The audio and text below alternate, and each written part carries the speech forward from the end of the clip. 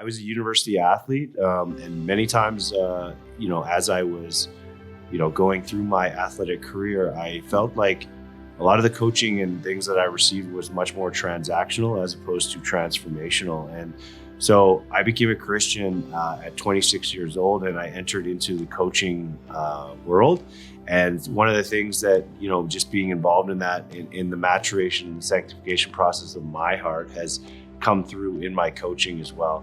A lot of the times as coaches, we are in pressure-filled environments, and we stress the moment is, captivating our emotions and our dialogue and the way we're delivering our words and our instructions and our feedback. Sometimes it can be filled with that emotion. And so just as somebody who's trying to grow in that practice and through empathy and love and just being a softer heart and more Christ-like, I found myself constantly reflecting on my practice and just being like, how am I growing and shaping these young individuals through the words that I'm using, but also how can I apologize with integrity and respectfully to these individuals when I do slip up and mess up, because unfortunately that happens many times as well. So just for me, an example was last year we were at Trinity Western in the championship game of the Eastern Valley Finals, and there was an individual who uncharacteristically was doing things in the game, a few turnovers that he wouldn't necessarily have, and messing up on a couple of different plays. And at that moment, I was very verbal with my communication and coming off, a little bit harder than I would necessarily want to be. And so I pulled him aside.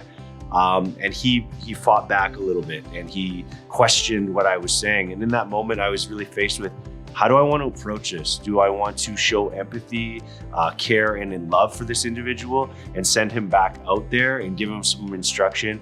Or do I want to sit him on the bench for the remainder of time and not allow him the opportunity to sort of get back in the game and get back in the swing of things?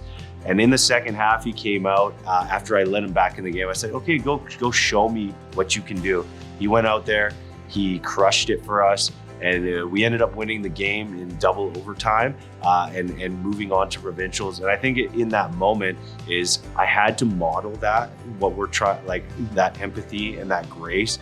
And then he responded very well on the back end.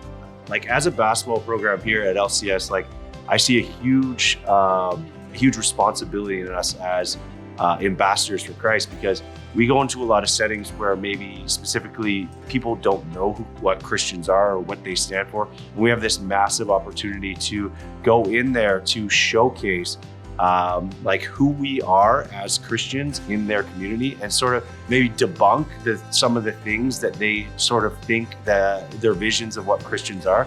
And so how do we carry ourselves when officials are giving poor calls to us? How do we act humble when we're entering situations where maybe we're a little bit better than the opposing team? And how do we sort of go after our passion in a way that's respectful and responsibility and being ambassadors for Christ? And so I think that's a huge responsibility we have, not only as a basketball program, but as a LCS community when we're going out into these athletic competitions.